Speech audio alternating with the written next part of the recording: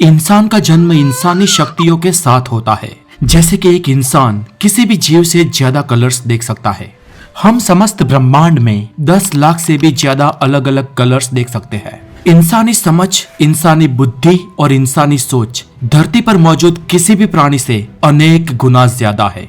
और इन सब का कारण है हमारा दिमाग। हमारा दिमाग हमें पृथ्वी पर सभी जीवों में सबसे अलग बनाता है। लेकिन क्या वाकई में हमारे पास सिर्फ इतनी ही शक्ति है जितनी हम रोज बना के हमारे जीवन में उपयोग करते हैं, या जितनी हम महसूस कर पाते हैं, या फिर इनसे भी कई गुना ज्यादा शक्तियां हम में मौजूद है?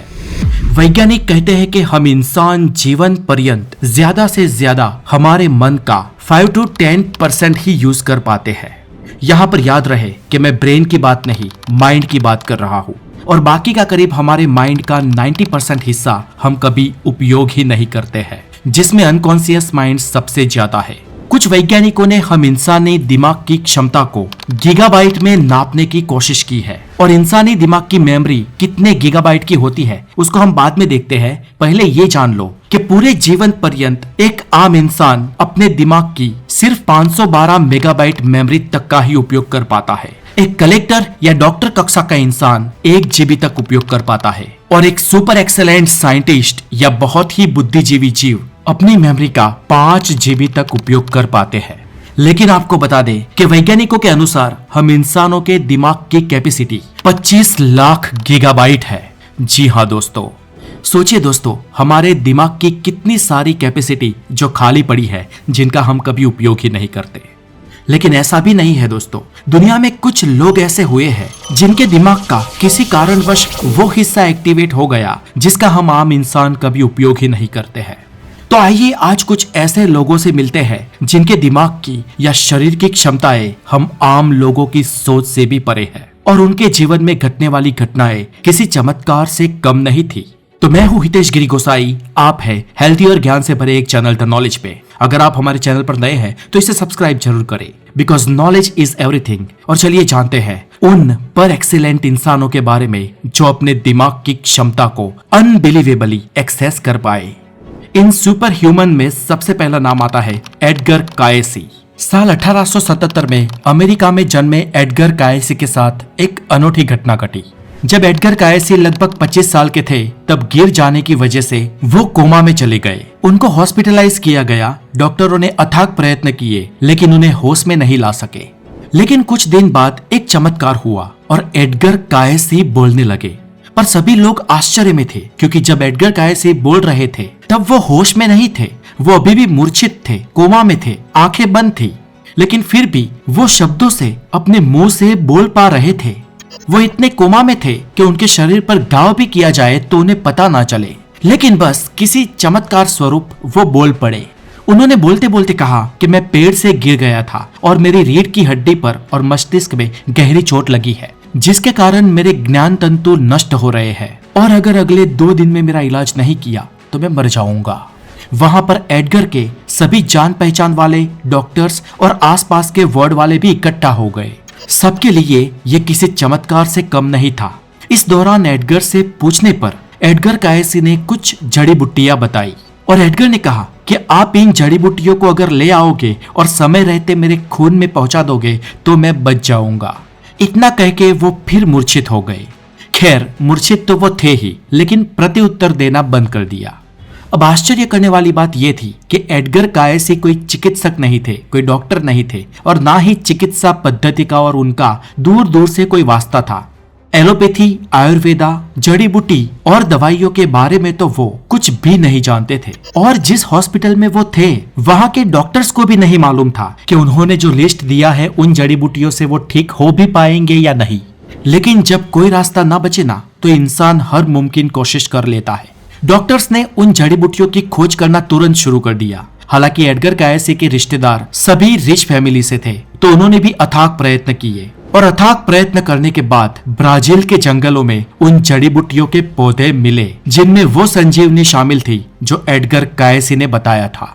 इसके बाद उन जड़ी बूटियों को तुरंत मंगवाया गया और उसके रस को वैक्सीन के जरिए एडगर के शरीर में, उनके खून में पहुंचा दिया गया। और अगले कुछ घंटे बाद एडगर को होश आ गया।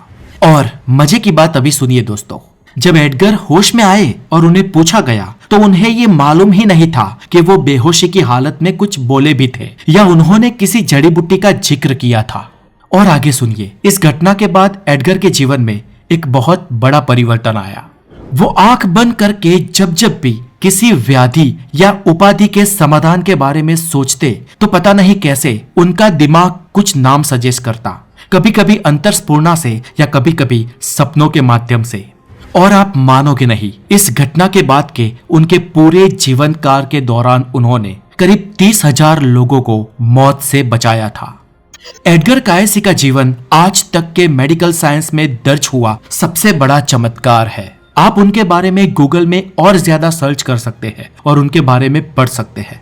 नंबर 2, श्रीनिवास रामानुजन। दक्षिण भारत के कुंभकोणम नाम के छोटे से गांव में सन 1887 में जन्मे रामानुजन एक अद्भुत और अद्वितीय गणित के विद्वान थे। श्रीनिवास रामानुजन का जन्म एक बहुत ही गरीब परिवार में हुआ था और इसलिए वो ज्यादा पढ़ लिख भी नहीं पाए। रामानुजन खुद मैट्रिक में फेल हुए थे, लेकिन गणित के विषय में रामानुजन की इतनी कुशलता थी कि आज तक पूरी दुनिया में गणित के मामले में उनसे बड़ा धुरंधर कोई पैदा नहीं हुआ। और यहाँ एक इंटरेस्टिंग बात ये कि दुनिया में गणित विषय में कई सारे लोग एक्सपर्ट हुए हैं, लेकिन वो सभी प्रशिक्षित थे। लेकिन रामानुजन के विषय में बात अलग थी।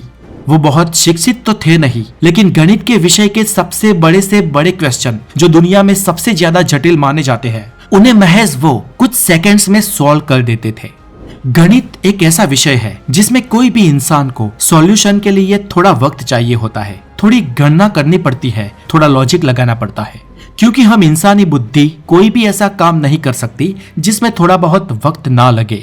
बुद्धि सोचेगी, समझेगी और उसका जवाब ढूंढेगी।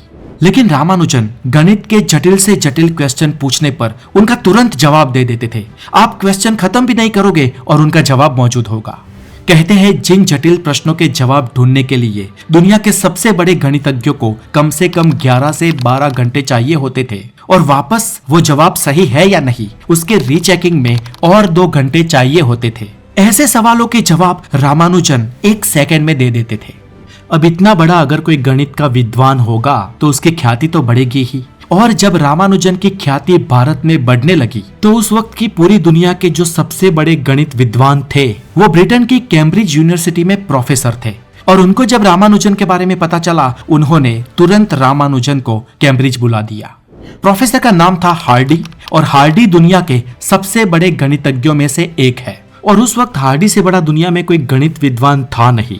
लेकिन जब वो रामानुजन से मिले, वो रामानुजन के सामने गणित के विषय में एक छोटे बच्चे सा महसूस करने लगे।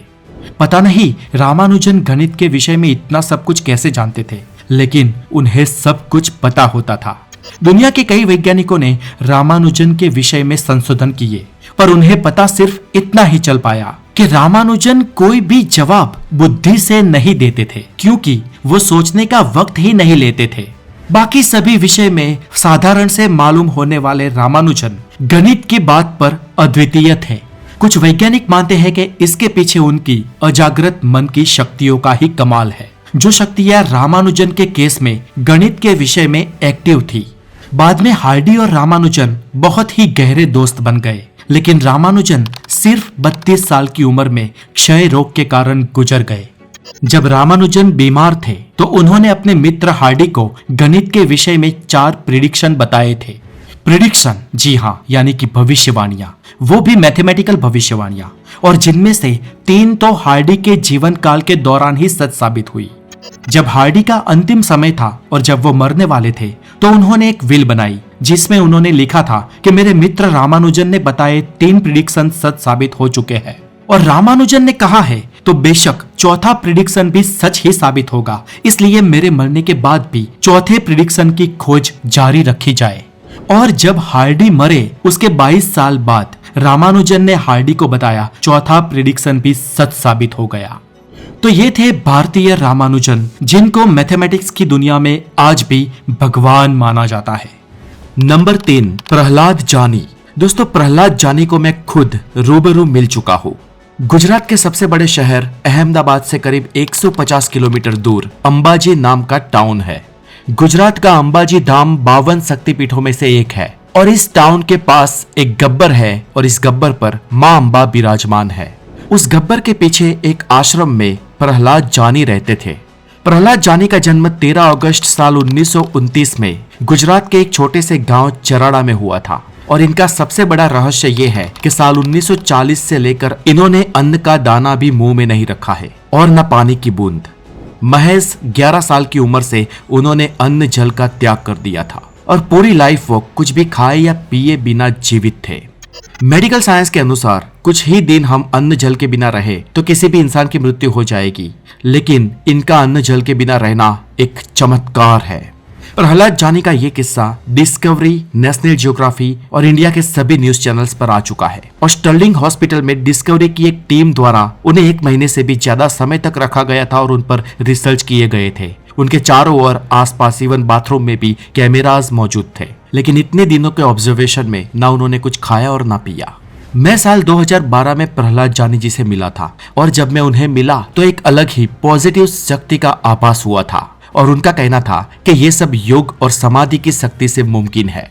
अगर हम योग शक्ति के माध्यम से अपनी चयापाचनीय क्रियाओं को नियंत्रित कर देते हैं तो किसी भी इंसान के लिए ये कर पाना मुश्किल नहीं है और ये भी ह्यूमन माइंड, ह्यूमन ब्रेन और ह्यूमन बॉडी की अपार शक्तियों का ही करिश्मा है।